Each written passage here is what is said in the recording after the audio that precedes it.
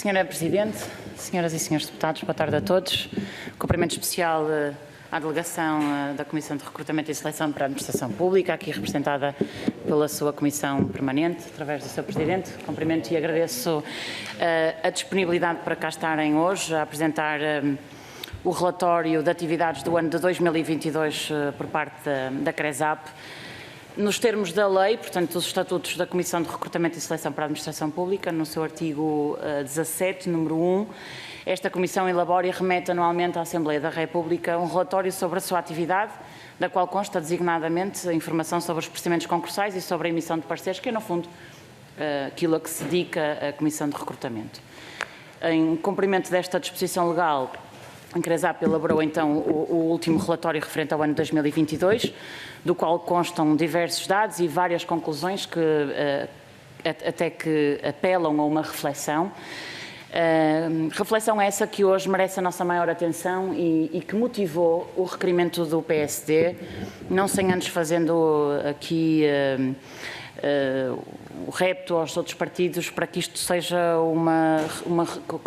seja feito com regularidade, ou seja, que sempre que a CRESAP apresenta todos os anos um relatório de atividades, que seja o seu dever vê-lo apresentar à Assembleia da República e que os partidos possam escrutiná-lo convenientemente e daí retirar as suas ilações. E é isso mesmo que nos propomos a fazer hoje. Um relatório de atividades, para quem teve a oportunidade de o ler, ele faz algumas chamadas de atenção que nos colocam algumas dúvidas e é também para isso que aqui estamos hoje. Não sem antes lembrar também que a Comissão de Recrutamento e Seleção da Administração Pública foi criada pelo Governo do PSD em 2011 e foi presidida inicialmente por um socialista, João Bilhinho, e foi um sinal de clara transparência, de modernidade, mas acima de tudo de isenção que o PSD pretendeu dar na altura ao país.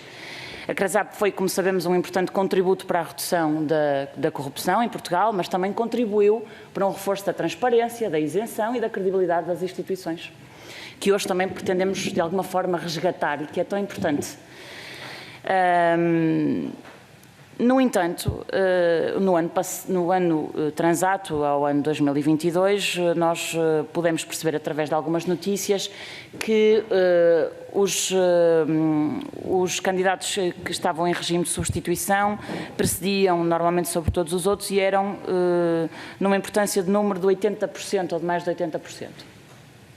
É algo que essa informação não consta hoje deste relatório de atividades de 2022, mas também percebemos ao longo deste último ano que esta situação, deste abuso, desta figura do regime de substituição, tem sido transversal a toda a administração pública, desde a Segurança Social, o famigerado Diretor-Geral, às finanças, à cultura, às agências públicas e até mesmo às áreas de soberania como a defesa.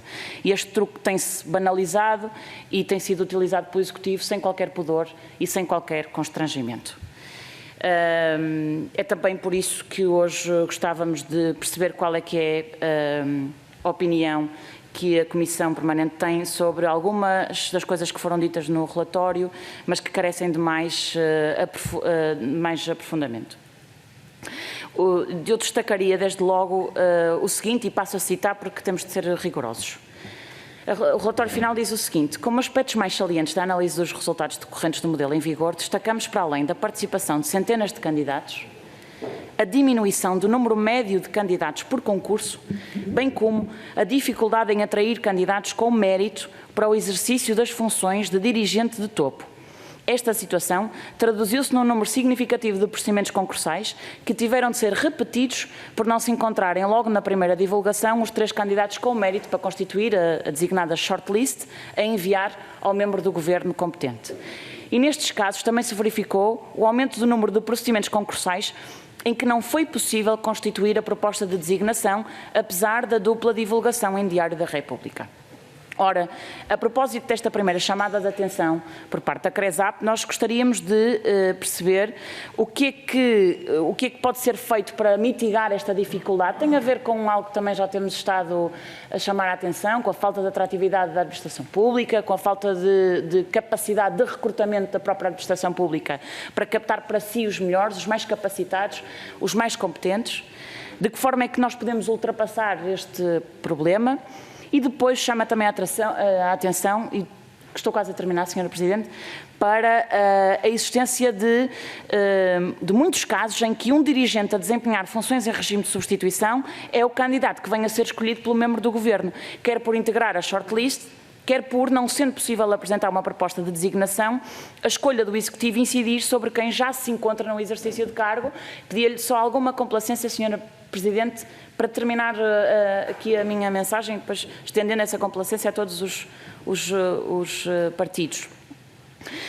Ainda sobre esta questão do exercício destes regimes de substituição, de quanto é que estamos a falar neste último relatório, portanto, todos os casos analisados, de quantos casos em regime de substituição é que estamos a falar, visto que não temos números sobre isso, e também em relação a este assunto, sabemos que a Comissão Técnica Permanente apresentou à Sra. Ministra da Presidência, Dra. Mariana Vieira da Silva, uma proposta de alteração ao Estatuto do Pessoal Dirigente e fundou-se essa proposta em 3 ou 4 áreas.